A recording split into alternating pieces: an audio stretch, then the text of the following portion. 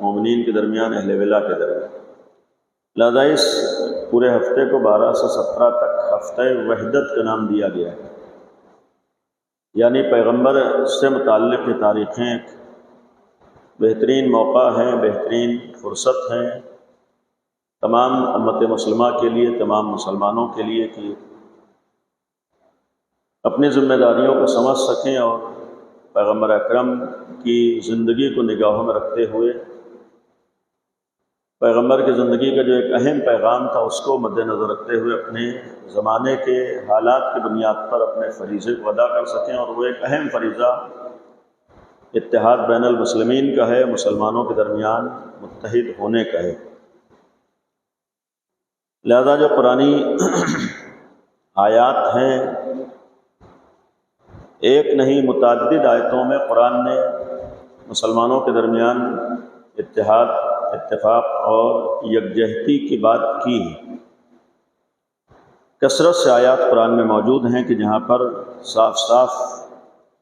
تمام مسلمانوں کو متحد رہنے اور ایک رہنے کا حکم دیا ہے۔ مثلا سورہ انبیاء کی آیت نمبر 91 و 92، اس کا ایک جملہ ہے کہ ان ھذہ امتکم امۃ واحدہ، کہ یہ تمہاری امت یقیناً امت واحدہ ہے۔ یہ پیغمبر سے کہا گیا، ان ھذہ امتکم، اے نبی آپ کی امت یعنی آپ کے امتی ایک امت ہے، امت واحدہ ہے۔ اور ظاہر سی بات ہے کہ امت واحدہ کے ایک معنی یہ ہے کہ ایک آپس میں اختلاف نہیں ہو سکتا ہے، آپس میں یکجہتی ہے اور آپس میں یہ سب ایک ہیں۔ اور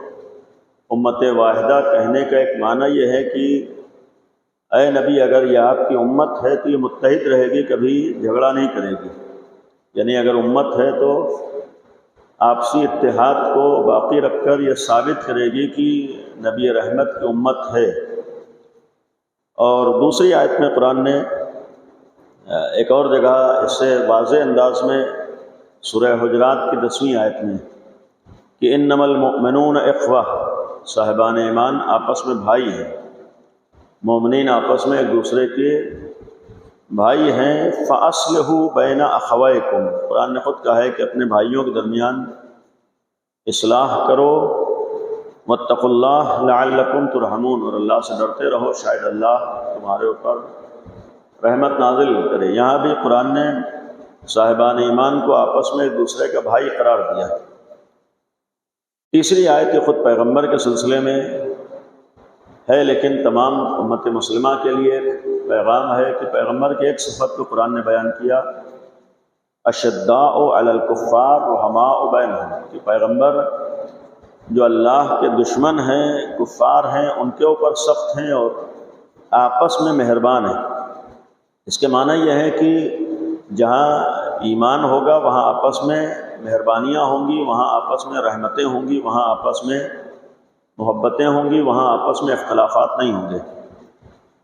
اور اسی لیے اس کے بعد سورہ آل عمران میں 103 نمبر آیت جو مشہور ہے، اس میں پھر اعلان ہوا وَاعْتَصِمُوا بِحَبْلِ اللَّهِ جَمِيعًا وَلَا تَفَرَّقُوا، دیکھو اللہ کی رسی کو مضبوطی سے تھامے رہو، مضبوطی سے پکڑ لو، اور ولا تفرقوا، صاف صاف قرآن نے کہا ہے کہ تفرقہ نہ کرو، اختلاف نہ کرو، لڑائی جھگڑا نہ کرو۔ یہ قرآن اپنے ماننے والوں سے کہہ رہا ہے، تمام امت مسلمہ سے قرآن کا اعلان ہے۔ اور ایک اور آیت جو مشہور ہے، سنی ہوئی ہے، آئے اطاعت یا آئے اولی الامر جس کو کہا جاتا ہے،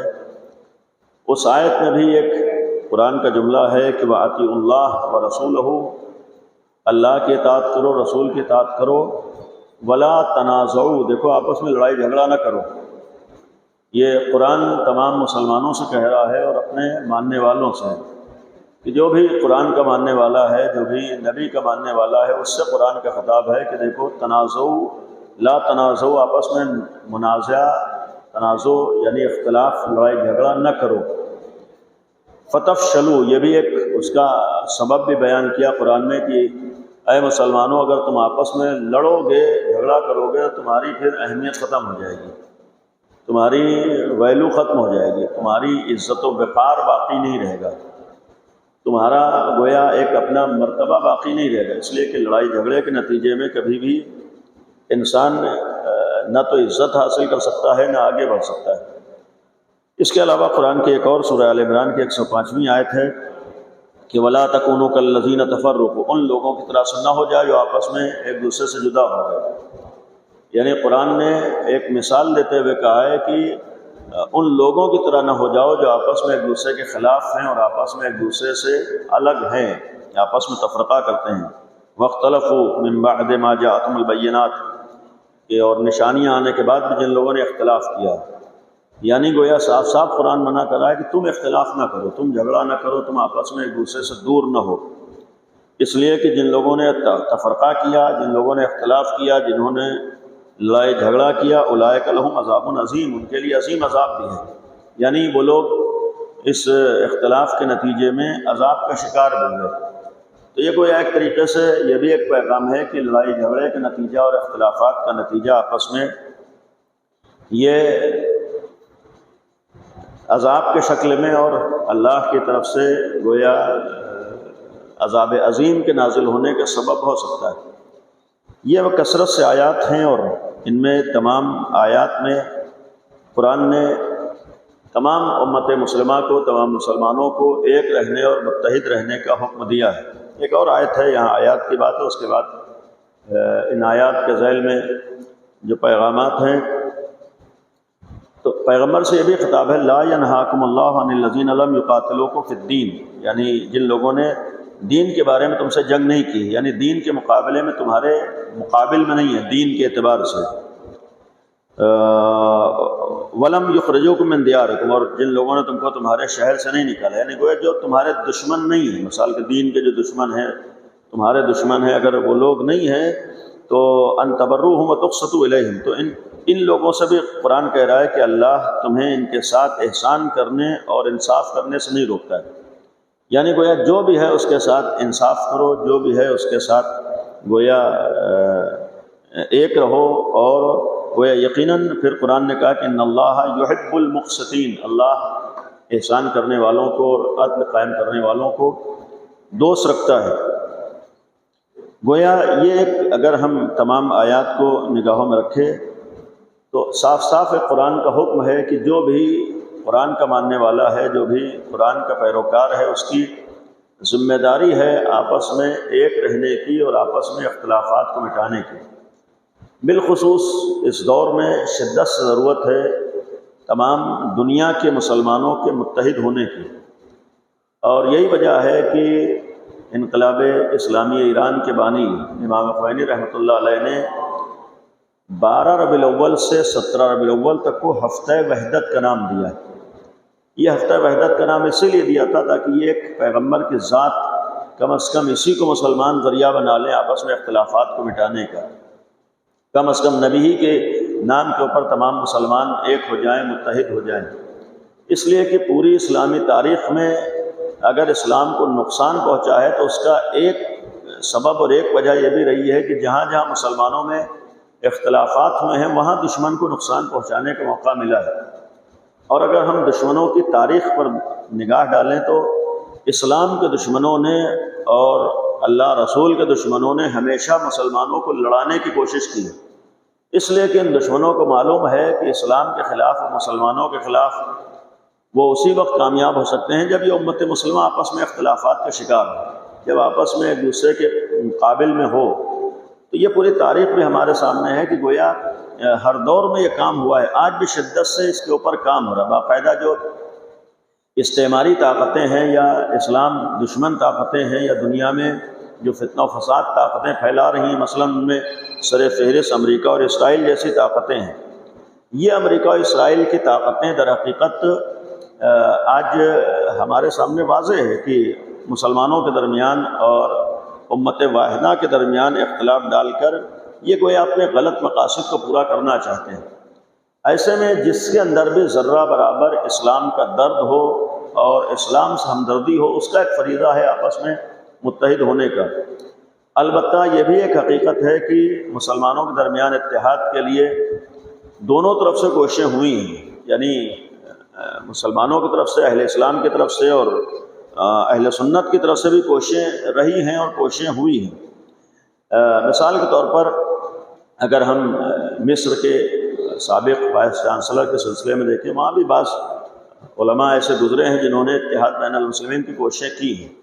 یا جیسے جمال الدین اسد آبادی ہیں، انہوں نے بھی اپنی حد تک اتحاد کی کوششیں کی ہیں۔ علامہ اقبال ہیں، انہوں نے بھی اتحاد کی کوششیں کی ہیں، یعنی ادھر سے بھی کوششیں ہوتی رہیں۔ لیکن ہماری شیعی تاریخ میں خدا کا لاکھ لاکھ شکر ہے، ہمیشہ اہل بیت نے بھی اتحاد کی کوششیں کی ہیں، امت کو متحد رکھنے کی کوشش کی ہے، اور اہل بیت کے بعد اہل بیت کے راستے پر چلتے ہوئے ہر دور میں علماء شیعہ نے آپس میں اتحاد کی کوشش کی ہے اور ہمیشہ قدم کو آگے رکھا ہے۔ یعنی اگر پوری ہم اسلامی تاریخ میں دیکھیں تو ہر دور میں سب سے زیادہ اگر نقصان ہوا ہے تو شیعوں کا ہوا ہے، اور اس نقصان کے باوجود ہمیشہ اگر کسی نے اتحاد کی کوشش کی ہے تو وہ شیعہ رہے ہیں، ہمیشہ ہر دور میں۔ آج بھی یہ خود میں نے ایک جو نام لیا امام خمینی رحمۃ اللہ علیہ، یہ ایک بہرحال شیعہ عالم ہے، انہوں نے مشن ہی تھا کہ اس وقت مسلمانوں میں اتحاد ہونا چاہیے۔ اس کے بعد بھی اس وقت جو ایران کے رہبر ہیں، رہبر انقلاب آیت اللہ سید علی خامنائی حفظہ اللہ، ان کی بھی پوری کوشش اتحاد کے لیے ہے، متحد رکھنے کے لیے ہے۔ دیگر ہمارے بہت سے علماء، مثال کے طور پر مرجع وقت آیت اللہ العظمہ سید علی سیستانی حفظہ اللہ، ان کی بھی پوری کوششیں متحد رکھنے کے لیے ہے، اتحاد کے لیے ہیں۔ اس کے علاوہ بھی جو ہمارے بعض علماء اس وقت مراجع ہیں، پوری کوشش گویا ایک مشن ہے جو نگاہوں میں رہتا ہے، اور ظاہر سی بات ہے کہ جس کے دل میں ذرہ برابر اسلام کا درد ہوگا اور اسلام کی ہمدردی کسی کے دل میں ہوگی، وہ ہمیشہ اختلافات سے بچنا چاہے گا۔ یہ بھی مسلم ہے کہ دونوں طرف کچھ ایسے افراد رہے ہیں جنہوں نے فتنے کا بیج یا تو بویا ہے یا دشمنوں کے اعلی کار بن کر کوششیں کی ہیں کہ امت مسلمہ ایک نہ رہنے پائے، آپس میں اختلافات ہیں۔ لیکن خدا کا لاکھ لاکھ شکر ہے کہ ہر زمانے میں ایسے افراد رہے ہیں جنہوں نے اتحاد کی کوششیں کی ہیں، اور آج بھی اس کی شدت سے ضرورت ہے۔ یعنی آج واقعاً ہم اگر غور کریں تو اس وقت آگے بڑھنے کے لیے، ترقی کرنے کے لیے، کامیاب ہونے کے لیے یہ بھی ضرورت ہے کہ یہ آپسی اتحاد نہ ختم ہونے پائے، آپسی اتحاد نہ ٹوٹنے پائے۔ اور ظاہر سی بات ہے کہ چونکہ مومنین کے درمیان گفتگو ہے، اہل ولا کے درمیان گفتگو ہے، یہ یقین رکھیے سب سے زیادہ جو اتحاد کی بات کی ہے وہ اہل بیت نے بات کی ہے۔ اہل بیت نے بہت حد تک قربانیاں اس لیے دی ہیں تاکہ مسلمانوں میں اختلاف نہ ہونے پائے۔ اہل بیت نے اگر اپنے گلے کٹائے ہیں تو اس لیے تاکہ اسلام کو نقصان نہ پہنچنے پائے۔ اہل بیت کے دل میں چونکہ اسلام کا درد تھا، لہذا انہوں نے اسلام کے لیے اپنی قربانیاں دی ہیں۔ تو آج خدا کا شکر ہے کہ ہم شیعیان اہل بیت ہیں، ہم بھی سیرت اہل بیت پر عمل کرتے ہوئے اتحاد کی جو بات ہوتی ہے، اتحاد اسی لیے تاکہ اسلام کو نقصان نہ ہو، دشمنان اسلام اسلام کو نقصان نہ پہنچانے پائے۔ یہ یقین رکھیں، یعنی اصل یہاں پر اسلام کے لیے ہے، اسلامی مشن کے لیے ہے، دنیا میں بے دینی نہ پھیلنے پائے، دنیا میں اسلام کو نقصان نہ پہنچنے پائے، اسلام کے ماننے والوں کو نقصان نہ پہنچنے پائے، یہ مشن ہے۔ یہاں پر ایک اور چیز قابل توجہ ہے کہ یہ جو ہمارے 1400 سال سے اتحاد کی بات ہے، بعض لوگ آج نہیں تسلیم کرتے، نہیں مانتے ہیں، یا بعض لوگوں کے مزاج کے خلاف ہے، لیکن بعض چیزیں غلط فہمیاں بھی ہیں۔ غور کیجئے، ہمارے ہاں جو اتحاد کا نعرہ ہے یا اتحاد کی بات ہے، اتحاد کے معنی ہرگز یہ نہیں ہے کہ عقائد کا اتحاد ہو۔ کسی بھی عالم، کسی فقیہ نے اتحاد، عقائد کے اتحاد کی بات نہیں کی ہے۔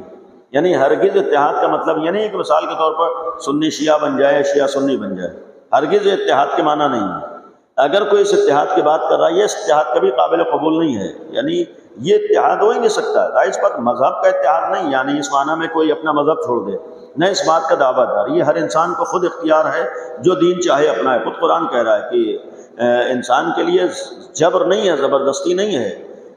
انسان آزاد ہے، جس دین کو بھی چاہے اپنا۔ اللہ نے عقل دی ہے، فکر دی ہے، شعور دیا ہے، چاہے یہودی بنے، چاہے عیسائی بنے، چاہے غیر مسلم بنے، چاہے مسلمانوں میں شیعہ بنے، سنی بنے، ہر ایک کو آزادی ہے، یعنی کسی کے لیے جبر نہیں۔ جب یہ آزادی ہے تو اس سلسلے میں اتحاد کی بات ہرگز نہیں ہوتی۔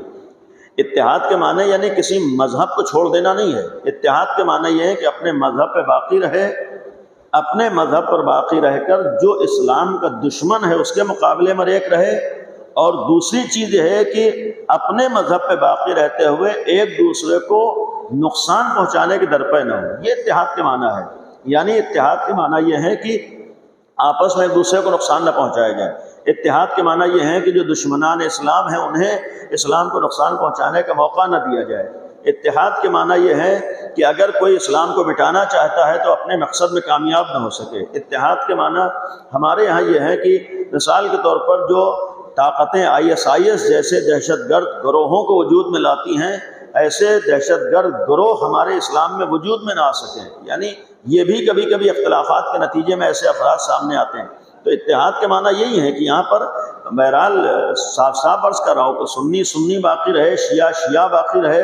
اور اس اپنے مذہب پر باقی رہنے کے ساتھ ساتھ اسلام کے لیے دونوں ایک رہیں، یعنی اسلام کو نقصان نہ ہو۔ ان کی نگاہوں میں بھی ہونا چاہیے کہ اسلام کو نقصان نہ پہنچے، اور ہماری نگاہوں میں بھی رہے کہ اسلام کو نقصان نہ پہنچے۔ لہذا اصل مشن یہاں پر اسلام کی حفاظت ہے،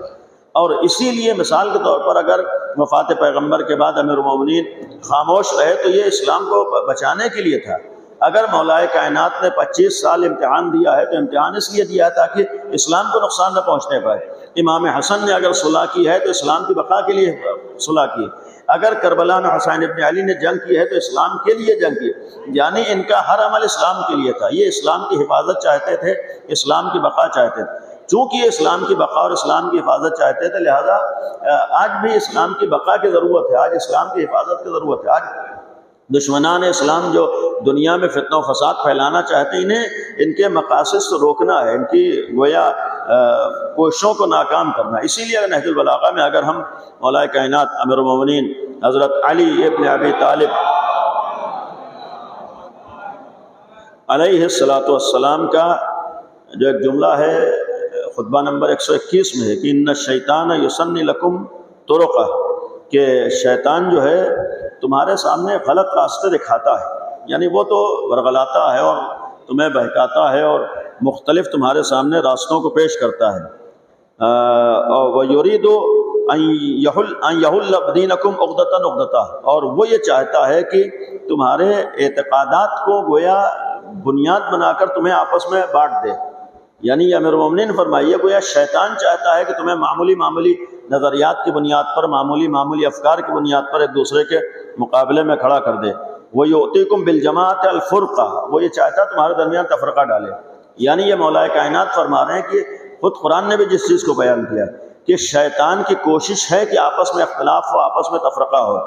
اور اس کے بعد دوسری جگہ امیر المومنین کا ایک جملہ یہ قابل غور ہے ہم شیعوں کے لیے، اہل بیت کے چاہنے والوں کے لیے بالخصوص، اور ظاہر سی بات ہے کہ مولا کائنات کی ذات گرامی وہ ذات ہے کہ جس کو آج ہر مسلمان مانتا ہے، اور کوئی مسلمان اس وقت تک مسلمان ہی نہیں جب تک امام علی کو نہ مانے۔ یعنی کم از کم امام علی کو ذات ہے کہ جس کے اوپر تمام امت مسلمہ متفق ہیں۔ امام علی کے بغیر کسی کا اسلام نہیں ہو سکتا ہے، چاہے آج ہم پہلا امام مانیں، خلیفہ بلا فصل مانیں، چاہے اہل سنت چوتھا خلیفہ مانیں، یعنی امام علی کو ماننا تو ہر مسلمان کے لیے ضروری ہے۔ یعنی بغیر امام علی کے مانے ہوئے کسی بھی مسلمان کا اسلام نہیں ہو سکتا ہے، مسلمان وہ بن ہی نہیں سکتا۔ جب مسلمان نہیں بن سکتا ہے تو کم از کم ہر مسلمان کو امام علی کی تعلیمات پر عمل کرنا ہے، ہر مسلمان کو امام علی کے گویا پیغامات کے اوپر عمل کرنا ہے۔ یہ امیر المومنین کا جملہ ہے کہ شیطان آپس میں جھگڑا کرانا چاہتا ہے، شیطان آپس میں اختلاف ڈالنا چاہتا ہے۔ اور اس کے بعد ایک اور قابل غور جملہ مولا کائنات کا ہے، جب امیر المومنین نے خط لکھا ہے ابو موسیٰ اشعری کو، ظاہراً چونکہ امیر المومنین کے بعض خطوط ہیں، ان کا جب خط آیا ہے اس کے جواب میں مولا کائنات کا خط تھا۔ اس خط کے الفاظ یہ ہیں نہج البلاغہ میں کہ لیس رجل فعلم احرص علی جماعت امت محمد والفتح منی، فرمایا کہ امیر المومنین کے الفاظ ہیں، امیر المومنین کہتے ہیں کہ اس امت میں مسلمانوں میں علی سے بڑا متحد کرنے والا دنیا میں کوئی نہیں ہے، علی سے بڑا اتحاد کا گویا پیغام دینے والا کوئی نہیں، علی سے بڑا آپس میں متحد رکھنے، یہ احرسا کا لفظ استعمال کیا، یعنی حریص کے معنی ہوتے ہیں کہ جو بہت زیادہ چاہتا ہے۔ جملہ یہ تھا کہ میں ہی دنیا میں وہ ہوں کہ سب سے زیادہ جو مسلمانوں کے اتحاد کی فکر کرتا ہوں، میں نے ہمیشہ مسلمانوں کو متحد رکھنا چاہا، میں نے ہمیشہ مسلمانوں کے اتحاد کی کوشش کی ہے۔ یعنی حتیٰ یہ بھی ایک واقعاً قابل طنز کی بات نہیں ہے، امیر مومنین نے اگر اپنا حق جاتے دیکھنا گوارا کیا ہے، اس لیے بھی گوارا کیا ہے تاکہ امت مسلمہ میں تفرقہ نہ ہونے پائے۔ امام حسن کا جملہ موجود ہے کہ امام حسن نے بھی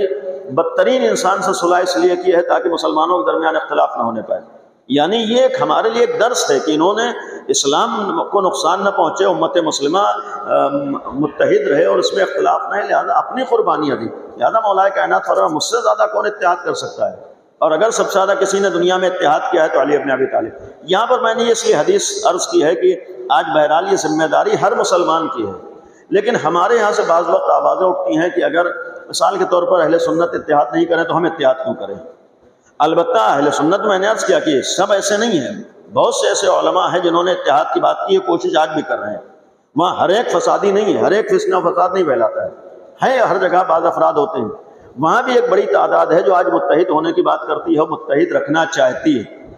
اس لیے کہ جس کے دل میں بھی اسلام کا درد ہوگا وہ کبھی بھی فتنہ و فساد نہیں پھیلائے گا،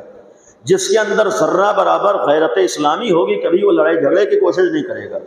اگر ذرہ برابر اس کے اندر ایمان ہوگا، حیا ہوگی، غیرت ہوگی، کبھی بھی سماج میں فساد نہیں پھیلائے گا۔ یہ سماج میں فساد پھیلانا ہی انسان کی بدتینتی کی علامت ہوتی ہے، یہ وہی لوگ جھگڑے کراتے ہیں جن کی فطرتوں میں کوئی نہ کوئی کمی ہوتی ہے۔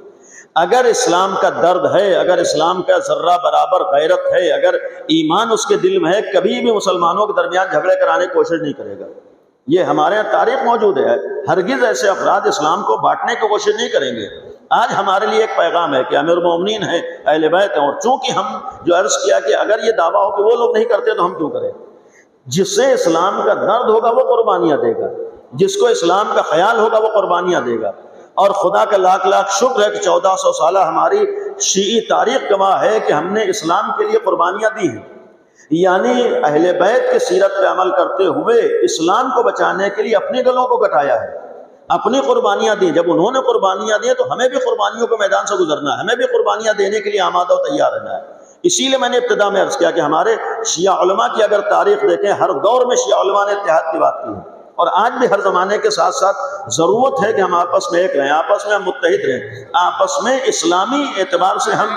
اختلاف نہ پھیلنے دیں۔ علیکم السلام۔ تو آج یہ بھی ایک قابل غور چیز، اور اسی بنیاد پر حدیثیں بہت سی ہیں، لیکن ان حدیثوں کو چھوڑتے ہوئے پیغمبر کی ایک حدیث صرف کہ مختلف امت بعد نبیہا الا ظہر اہل باطل علی اہل حقہا، جب بھی کسی نبی کے بعد نبی کی امت نے آپس میں اختلاف کیا ہے تو اس سے اہل باطل کو اپنے مشن میں کامیابی کا موقع ملا ہے۔ یہ نبی کی حدیث ہے، یعنی جب جب انبیاء کی امتوں نے آپس میں لڑائی جھگڑے اور اختلافات کیے ہیں، اس سے اہل باطل کو اپنے مشن میں کامیابی کا موقع ملا۔ اس حدیث کا مقصد یہ ہے کہ اگر نبی کے بعد بھی نبی کے ماننے والے مسلمان آپس میں اختلاف کریں گے تو اس کا فائدہ باطل کو ہوگا، اور آج ہو رہا ہے باطل کو فائدہ، یعنی آج باطل فائدہ اٹھا رہا ہے۔ آج سب سے بڑا ان کا مشن ہی ہے کہ آپس میں اختلاف ڈالا جائے، آج سب سے بڑا مشن ہی ہے ان کو آپس میں لڑایا جائے، اور وہ باقاعدہ لڑا رہے ہیں۔ آج اربوں روپے اس کے اوپر خرچ ہو رہے ہیں کیسے مسلمان آپس میں لڑیں گے۔ آج آپس میں ایک مسلمان کو ایک دوسرے کے خلاف کھڑا کرنے کے لیے باقاعدہ دولت خرچ ہو رہی، باقاعدہ پیسہ خرچ ہو رہا ہے، اور افسوس ہوتا ہے ایسے بے غیرت مسلمانوں کے اوپر کہ جو شان سے اپنے کو مسلمان کہتے ہیں اور دشمنان اسلام کے ہاتھوں استعمال ہوتے ہیں، مسلمانوں کے مقابلے میں آ جاتے ہیں۔ اس کی تاریخ اس وقت آج ہمارے سامنے کتنے اسلامی ممالک ہیں، آج کون اسلامی ملک مسلمانوں کو ایک یکجہتی اور مسلمانوں کو متحد رکھنے کی کوشش کرا، جبکہ آج یہی تمام مسلمان اگر ایک ہو جائیں تو دنیا میں کوئی بھی مسلمان دشمن کچھ کر نہیں سکتا ہے۔ آج اگر یہی اسلامی ممالک جس طریقے سے 40 سال انقلاب اسلامی کے کامیاب ہونے کے بعد سے جس طریقے سے ایران نے اتحاد کی کوششیں کی ہیں، اگر آج اسی طریقے سے دنیا کا ہر مسلمان اور کم از کم دنیا کا ہر اسلامی ملک اتحاد کے لیے کوشش کرے تو اسرائیل جیسے دشمنان اسلام کی ہمت نہیں ہو سکتی کوئی کام کرنے کی، ہمت نہیں ہو سکتی مسلمانوں کو نقصان پہنچانے کی۔ آج المیہ یہ ہے کہ اسرائیل جیسے ایک ظالم اور فاسق و فاجر کے ذریعے سے کتنے بے گناہوں کا خون بہایا جا رہا ہے۔ آج افسوس یہ ہے کہ بہت سے ایسے مسلمان ہیں جو سپورٹ کر رہے ہیں۔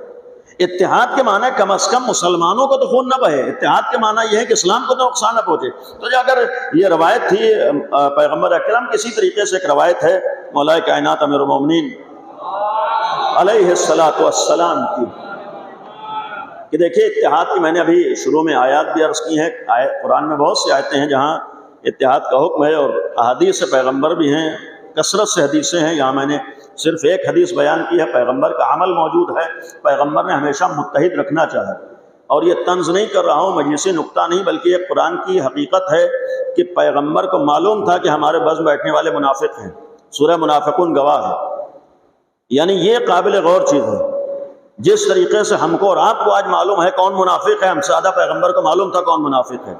جب قرآن نے کہا ہے کہ سورہ منافقون موجود ہے، جمعے کے دن پڑھا بھی جاتا ہے، پیغمبر سے یہی تو کہا ہے کہ یہ جو آپ کے پاس آتے ہیں یہ منافق ہیں بعض لوگ، یعنی بعض پیغمبر کے پاس آنے والوں کے لیے کہا یہ زبان سے تو لا الہ الا اللہ محمد رسول اللہ کہتے ہیں، لیکن ان کے دلوں میں اسلام نہیں ہے۔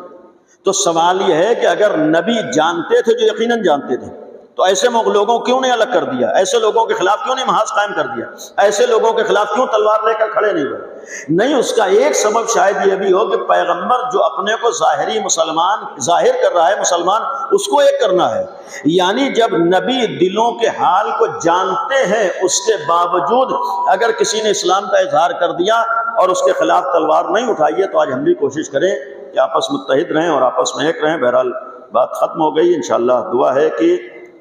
ہم سب کو اللہ پیغمبر کے نام پر، امیر المومنین کے نام پر متحد رہنے کی توفیق عنایت فرمائے، اور ہمارے آپسی اختلافات کو دور کرے، اور یہ دعا کریں جس طریقے سے آج ہم اتحاد بین المسلمین کی بات کرتے ہیں، اسی طریقے سے اتحاد بین المومنین کی بھی بات ہو، ہم شیعوں کے درمیان بھی کوئی اختلاف نہ ہونے پائے انشاءاللہ۔